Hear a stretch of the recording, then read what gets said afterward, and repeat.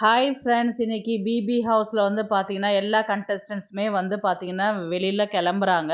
அதுக்கு சின்னதாக ஒரு ஏவி ஃபஸ்ட்டு ஸ்டார்ட் பண்ணியிருந்தாங்க. என்னன்னு பார்த்தீங்கன்னா ஏவி வந்து பார்த்தீங்கன்னா எமோஷ்னல் தான், ஃபுல்லாக அழுகாட்சி ஒரு காட்சி தான். பார்க்குறதுக்கு வந்து பார்த்திங்கன்னா ரொம்பவே எமோஷ்னலாக இருந்தது. நம்ம பார்க்கும்போதே நமக்கே அழுக வருது. அந்த அளவுக்கு வந்து பார்த்திங்கன்னா ரொம்பவே எடிட் பண்ணி சூப்பராகவே காமிச்சிருந்தாங்க.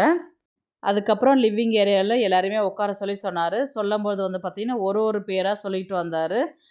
லாஸ்ட்டாக கம்ருதீன் பேரும் பாரு பேரும் சொன்ன உடனே வந்து பார்த்திங்கன்னா இது நான் கூப்பிடுறது வந்து அஃபிஷியலாக இதுதான் லாஸ்ட்டு அப்படின்ற மாதிரி வந்து சொன்ன அடுத்த செகண்டே வந்து பார்த்திங்கன்னா எல்லா கண்டஸ்டன்ஸுமே எழுந்து நின்று அழ ஆரம்பிச்சுட்டு எல்லாருமே கிளாப் பண்ணாங்க.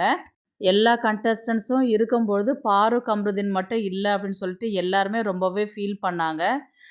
எல்லாருமே சொன்னாங்க மிஸ் பண்ணுறேன் அப்படின்னு சொல்லிட்டு. பாரு கம்ருதீன் இல்லாதது வந்து பார்த்திங்கன்னா ரொம்பவே கஷ்டமாகவே இருந்தது. ஏன்னா பிக் பாஸ் சொல்லும்போதே பார்த்திங்கன்னா நானே அழுதுட்டேன்.